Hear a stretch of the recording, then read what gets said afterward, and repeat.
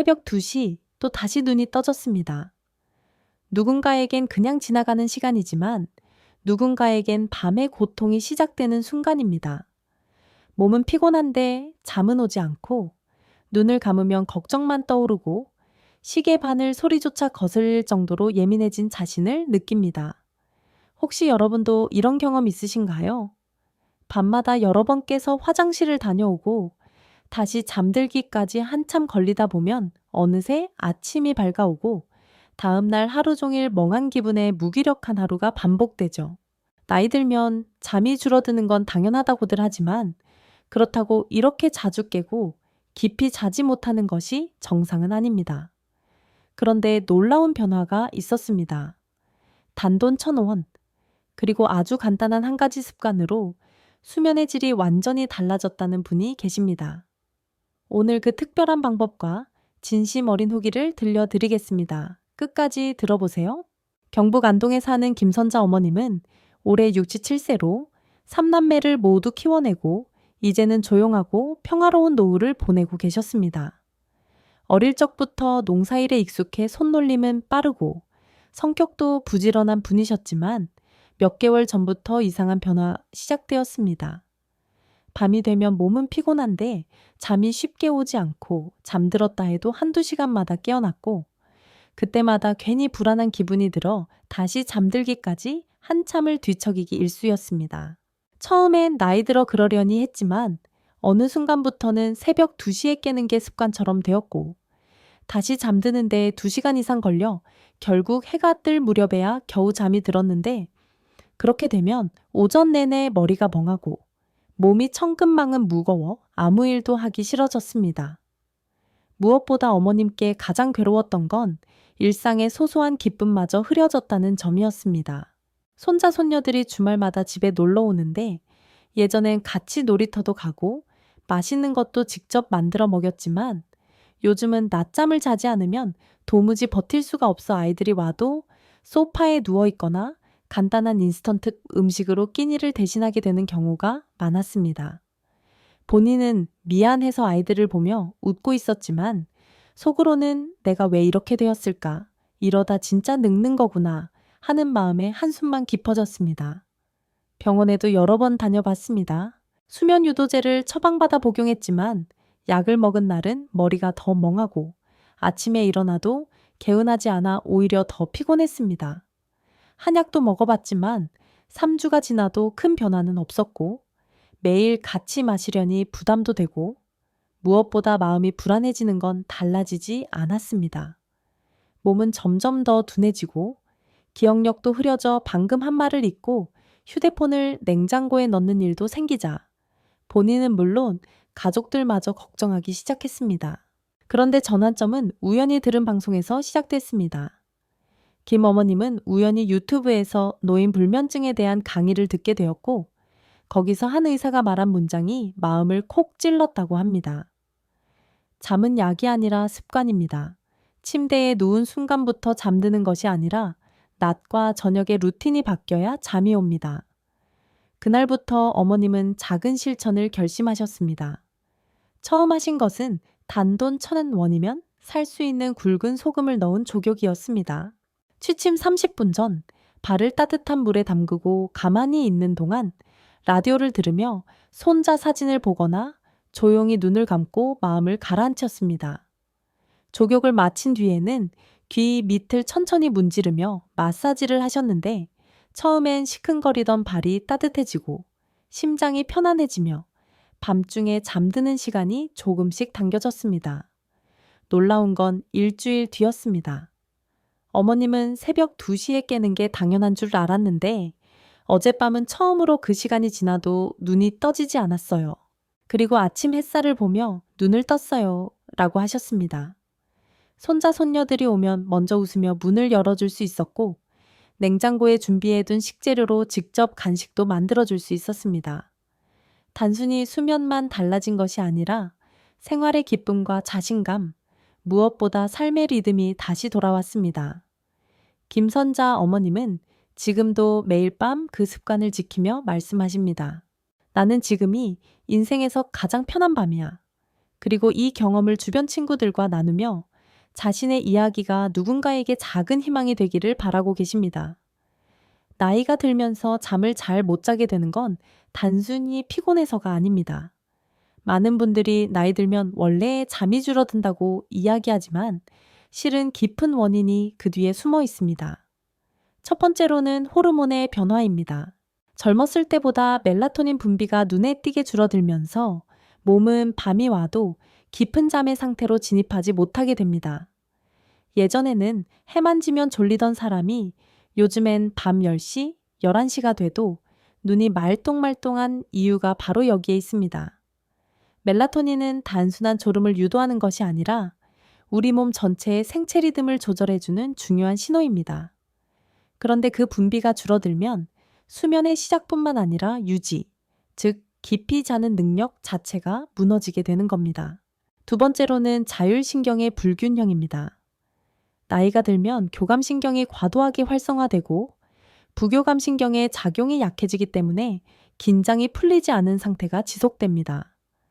쉽게 말해 낮 동안에는 스트레스 받고 긴장해서 교감신경이 활성화되어 있어야 하고 밤이 되면 반대로 몸을 쉬게 해주는 부교감신경이 작동해야 하는데 노화가 진행되면 이 조절 능력이 흐트러지면서 밤에도 몸은 여전히 긴장 상태에 놓이게 됩니다.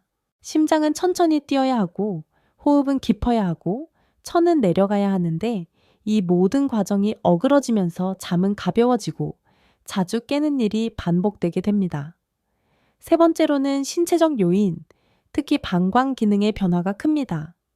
많은 어르신들이 화장실 때문에 자주 깬다고 말씀하시지만 정작 병원에서는 뚜렷한 이상이 없다는 소견을 받곤 합니다.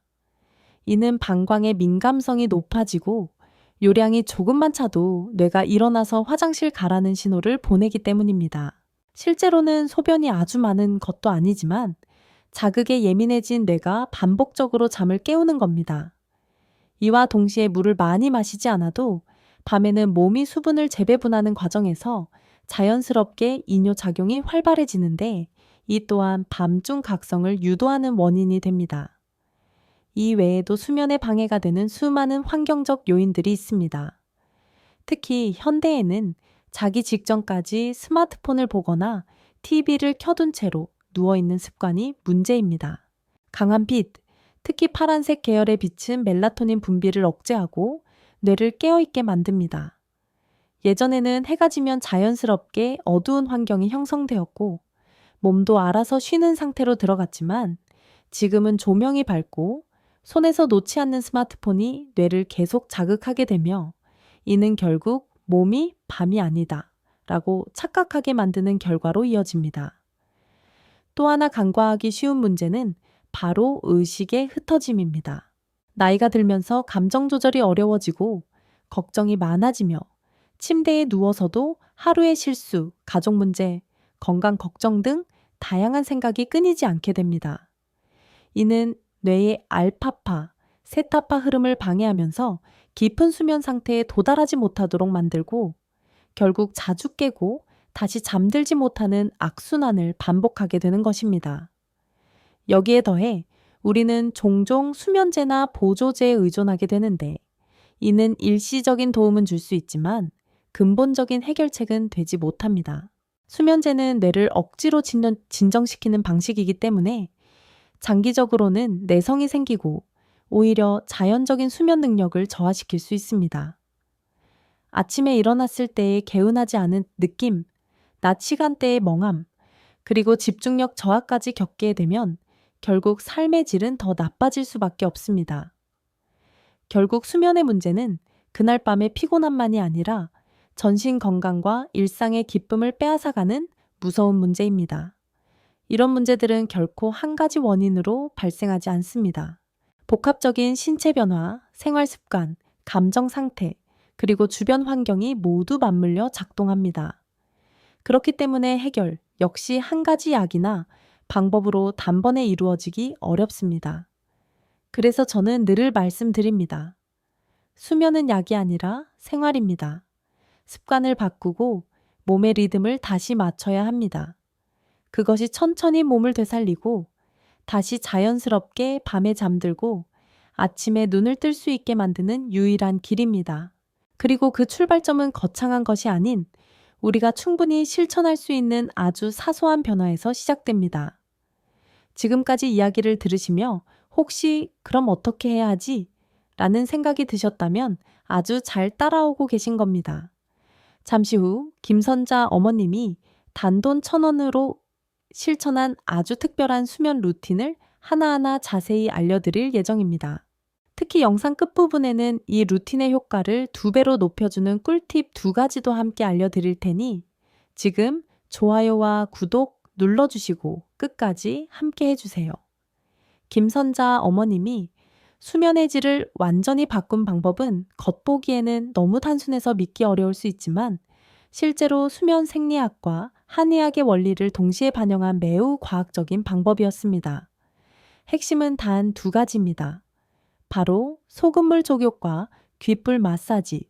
이 2가지를 하루 단 15분, 자기 전 꾸준히 실천하는 것만으로도 수면의 깊이와 지속 시간이 눈에 띄게 개선되었고 일상에서 느끼는 활력과 기분 또한 달라졌습니다.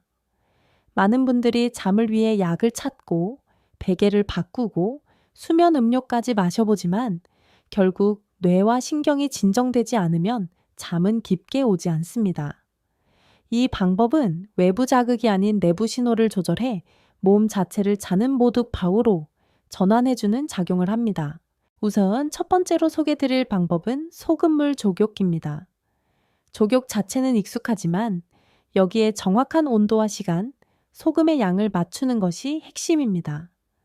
김 어머님이 사용하는 족욕법은 이렇습니다.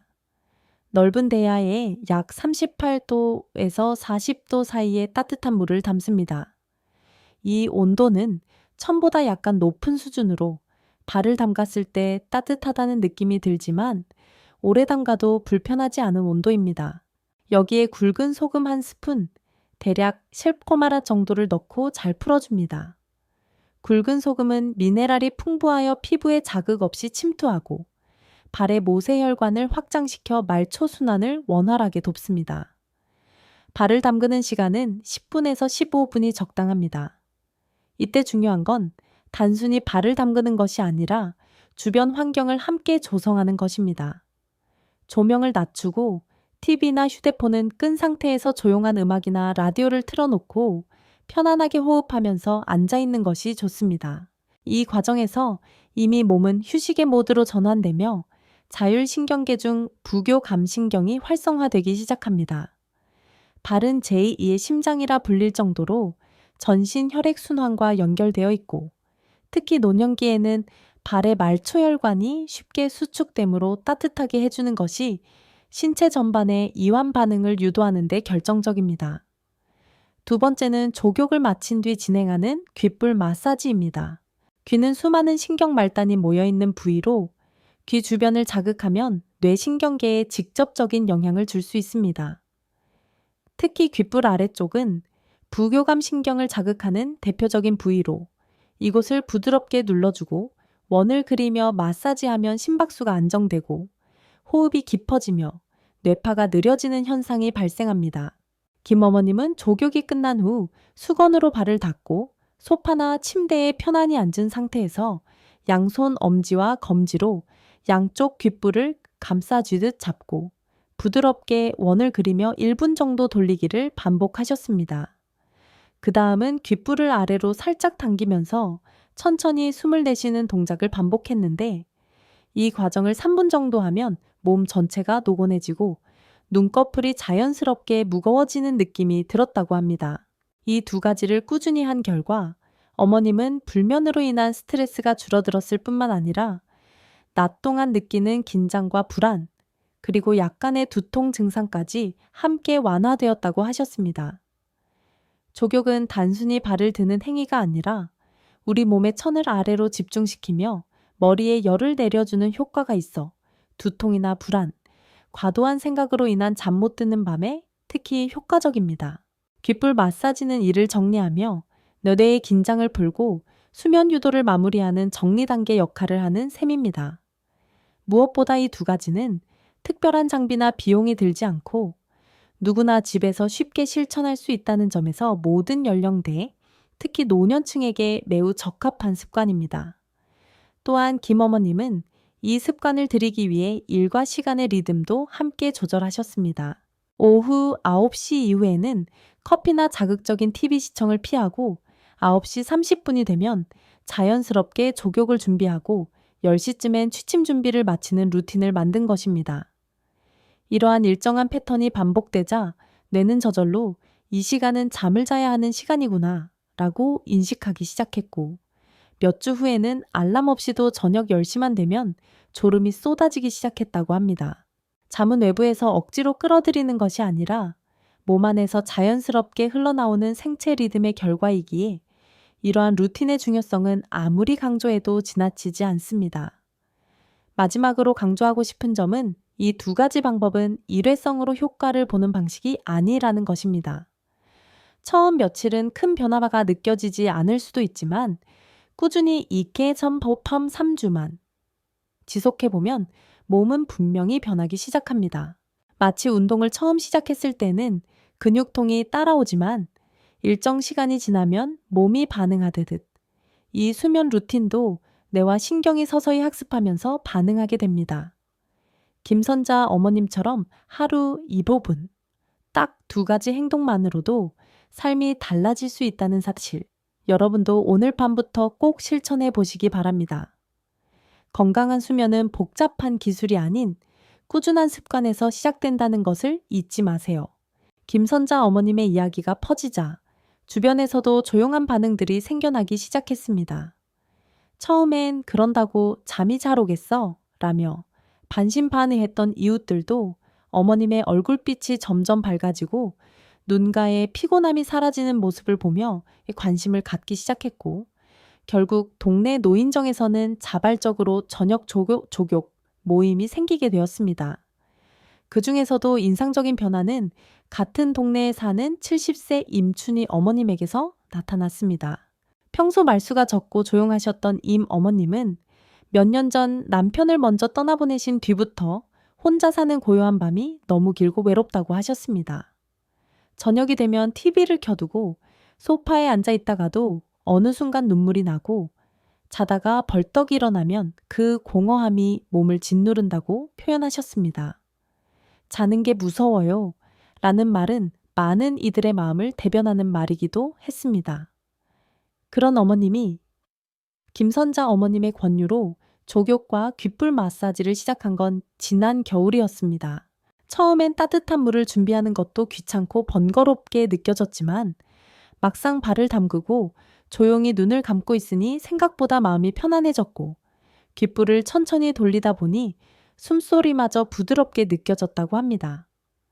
특히 첫 주는 잠결에 깨더라도 다시 잠드는 시간이 짧아졌고, 2번째 주부터는 새벽에 눈을 뜨는 횟수 자체가 줄기 시작했습니다. 요즘은 새벽 4시에 한 번 깨는 게 전부예요. 그리고 화장실 다녀오고 나면 다시 스르르 잠이 들어요. 예전엔 그 시간이 제일 괴로웠는데 말이에요. 라고 말씀하신 임 어머님은 무엇보다 아침에 눈을 떴을 때 몸이 한결 가볍고 하루가 덜 피곤하다고 이야기하셨습니다. 어느 날은 아침밥을 지으며 흥얼거리다 깜짝 놀랐다고 합니다. 내가 노래를 부르다니 그건 아주 오래전 일이었어요. 또 다른 변화는 74세의 송창호 어르신에게서 나타났습니다. 남자 어르신들 중에서는 특히 수면 문제를 외면하거나 그냥 참고 넘기는 경우가 많지만, 송 어르신은 야간에 자주 깨고 낮에는 꾸벅꾸벅 졸게 되면서 운전 중 실수도 생기고 가족들과의 대화도 줄어들었다고 합니다. 무엇보다 손주들이 할아버지, 요즘엔 계속 졸려 보여요 라고 말했을 때는 마음이 아프고 민망해서 아무 말도 못하셨다고 했습니다.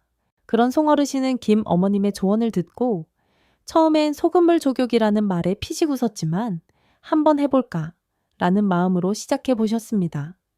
첫날은 이게 뭐야 하셨지만 셋째 날부터 몸이 따뜻하게 풀리는 느낌이 들었고, 일주일째 되던 날 아침 평소보다 2시간 더 잤다는 사실을 아내가 먼저 알아챘다고 합니다. 자기야, 오늘은 얼굴빛이 다르네? 라는 아내의 말에 송 어르신은 속으로 뭔가 울컥했다고 합니다. 그날 이후 족욕은 그의 루틴이 되었고, 지금은 손주와의 산책도 하루 빠지지 않고 다니신다고 합니다. 이처럼 김선자 어머님의 작은 실천 하나는 주변 사람들에게까지 전염처럼 번져나갔고, 단순히 잠을 잘 자는 문제를 넘어서 삶의 활력을 되찾고 가족과의 관계, 일상의 여유까지 되돌리는 변화를 만들어냈습니다.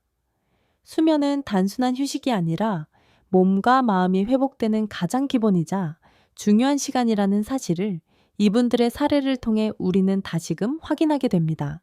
무엇보다 이 모든 변화가 값비싼 약이나 병원의 특별한 치료가 아니라 단돈 1,000원이면 가능한 습관과 실천을 통해 이루어졌다는 점에서 더 큰 감동과 신뢰를 줍니다. 어르신들 스스로 이제는 잠드는 게 두렵지 않아요. 오히려 기다려져요 라고 말할 때 우리는 수면이 단지 생리 현상이 아니라 삶의 질을 결정짓는 본질임을 느낄 수 있습니다. 지금 이 순간에도 잠 못 드는 밤을 보내고 있는 누군가에게 이 이야기가 작은 희망이 되기를 진심으로 바랍니다.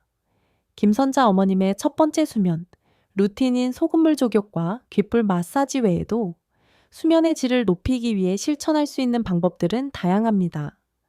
특히 나이 들면서 나타나는 불면증, 자주 깨는 증상, 새벽 각성 등을 완화하기 위해서는 상황에 따라 적절히 조합할 수 있는 몇 가지 보완 루틴이 매우 효과적입니다. 지금부터 소개드릴 두 번째와 세 번째 방법은 첫 번째 방법과 함께 실천하면 더욱 강력한 효과를 발휘하고 상황에 따라 단독으로도 활용 가능합니다. 게다가 이 모든 방법은 집에서 손쉽게 할 수 있는 것으로 특별한 장비나 고가의 제품이 전혀 필요 없다는 것이 가장 큰 장점입니다. 두 번째로 추천드릴 방법은 복부 온찜질 요법입니다. 이 방법은 특히 자다가 소변 때문에 자주 깨거나 위장 기능이 약화되어 편안하게 잠들기 어려운 분들에게 적합합니다.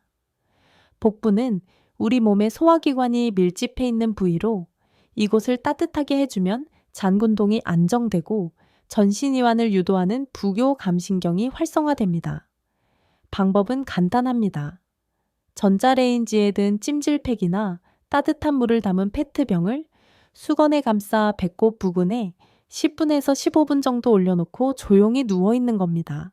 이때 몸 전체가 서서히 이완되며 따뜻한 온도 자극이 뇌에 전달되어 지금은 자야 할 시간이라는 신호를 보냅니다. 실제로 복부를 따뜻하게 하면 수면 호르몬인 멜라토닌의 분비가 촉진된다는 연구 결과도 있습니다. 특히 찬 체질이거나 손발이 쉽게 차가워지는 분들은 이 방법 하나만으로도 새벽 깨는 증상이 크게 줄어들 수 있습니다.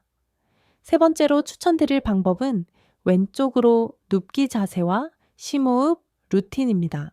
많은 어르신들이 잠드는 자세나 호흡법에 크게 신경 쓰지 않지만 사실 이 두 가지는 수면의 질에 직결되는 매우 중요한 요소입니다.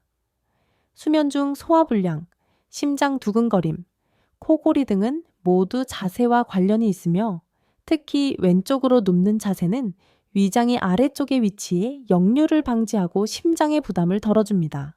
실제로 김어머님도 예전에는 똑바로 눕거나 오른쪽으로 누워 자다가 자주 깼지만 왼쪽으로 눕는 자세를 익히고 나서는 한결 숙면을 취할 수 있었다고 했습니다. 여기에 추가로 호흡법을 병행하면 뇌와 자율신경계에 훨씬 더 빠르게 휴식 신호를 보낼 수 있습니다. 호흡은 4초 들이쉬고 약 6초 내쉬는 방식으로 천천히 반복하며 배가 부풀었다가 다시 들어가는 것을 느끼는 복식 호흡이 좋습니다. 이 호흡을 5분 정도 하면 맥박이 안정되고 근육이 이완되며 자연스럽게 졸음이 밀려옵니다. 한의학에서도 수면은 기의 흐름을 다스리는 것이라고 하듯 자세와 호흡은 바로 기의 흐름을 조절하는 핵심 도구입니다. 이 외에도 많은 분들께 추천드리고 싶은 라이프 해킹 팁들이 있습니다. 첫째, 침실의 조명을 완전히 끄거나 노란색 계열의 수면등을 사용하는 것이 좋습니다. 밝고 차가운 조명은 뇌의 멜라토닌 분비를 억제하여 잠들기 어렵게 만들고 얕은 수면 상태를 유발하기 때문입니다. 둘째, 저녁 10시 이후에는 스마트폰, 태블릿, 텔레비전 화면을 피하는 것이 좋습니다. 디지털 기기의 블루라이트는 시신경을 자극해 아직 낮이라는 착각을 하게 만듭니다. 불가피하게 화면을 봐야 할 경우에는 야간 모드나 블루라이트 차단 필름을 사용해 주는 것도 좋습니다. 셋째, 저녁 식사는 늦어도 잠들기. 3시간 전에는 마치는 것이 이상적입니다. 위장이 음식을 소화하느라 바쁘면 몸이 완전히 이완되지 않기 때문에 깊은 잠에 들기 어렵습니다. 만약 야식이 필요하다면 따뜻한 우유 한 잔이나 소량의 바나나처럼 소화가 잘 되고 트립토판이 함유된 음식이 순화 유도에 도움을 줍니다. 또한 수면 직전에는 감정 정리 노트를 활용하는 것도 많은 분들에게 효과가 있었습니다. 하루 동안 있었던 감사한 일 3가지를 간단히 적는 것만으로도 뇌가 긍정적인 상태로 전환되어 불안이나 걱정으로 인한 수면 방해를 줄일 수 있습니다. 특히 혼자 사시는 어르신이나 정서적으로 예민한 분들일수록 이 단순한 기록 습관이 마음의 안정에 큰 도움이 됩니다. 어쩌면 이 모든 방법은 특별해 보이지 않을 수 있습니다. 그러나 중요한 것은 이러한 습관들이 우리의 생체 리듬을 다시 훈련시키고 몸과 마음의 긴장을 자연스럽게 풀어주는 환경을 만들어준다는 점입니다.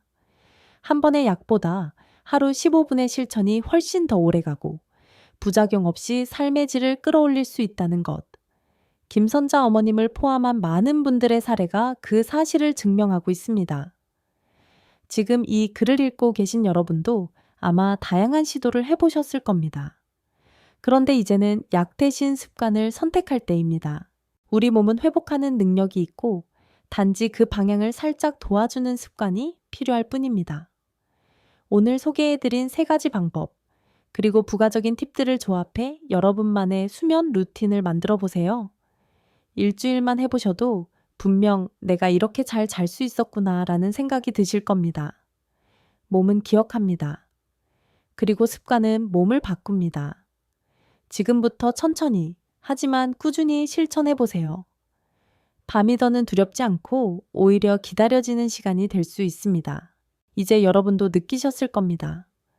잠이란 단지 눈을 감고 누워있는 시간이 아니라 하루의 모든 균형을 회복시키는 가장 중요한 순간이라는 것을요. 깊은 잠을 잘 자야 다음날 아침이 달라지고 다음날의 아침이 달라져야 비로소 인생의 리듬도 다시 제자리를 찾습니다. 김선자 어머님처럼 오랜 시간 새벽마다 깨고 고단한 삶을 살아오셨던 분도 단돈 1,000원으로 시작한 작고 단순한 습관 하나로 밤의 고통에서 벗어날 수 있었습니다. 중요한 건 거창한 약도 값비싼 침대도 아니었습니다. 진심으로 나를 돌보려는 마음과 하루 15분의 꾸준함이었습니다. 우리가 지금까지 놓치고 있었던 건 바로 그 작은 실천이었을지도 모릅니다. 오늘 알려드린 족욕, 귓불 마사지, 복부 온찜질, 심호흡 루틴, 그리고 밤에 조명 하나, 감정 정리 습관 하나가 모여 여러분의 밤을 지키는 든든한 무기가 되어줄 것입니다. 처음엔 효과가 없는 것처럼 느껴질 수 있지만 3일이 지나고 일주일이 지나면 몸은 분명히 반응합니다. 달라진 눈빛, 맑아진 아침, 그리고 손주들의 할머니 요즘 활기차셨어요. 라는 말 한마디가 그 모든 것을 증명해 줄 것입니다. 누군가는 말합니다. 나이 들면 잠은 원래 줄어드는 거라고. 하지만 저는 단호히 말하고 싶습니다. 아닙니다. 나이 들수록 잠은 더 소중하고 더 잘 자야 합니다. 그래야만 우리의 오늘과 내일이 지켜지기 때문입니다. 혹시 오늘 제 이야기에 공감되셨다면 저도 시작해 볼게요. 라고 댓글 남겨주세요. 여러분 한 분 한 분의 실천이 이 영상을 더 많은 이웃에게 전해지는 힘이 됩니다. 그리고 이 영상을 함께 보고 싶은 가족이나 친구가 계시다면 꼭 공유해 주세요. 좋아요와 구독도 눌러주시면 앞으로도 이렇게 삶에 도움이 되는 따뜻한 건강 정보 더 많이 나눠드릴 수 있습니다.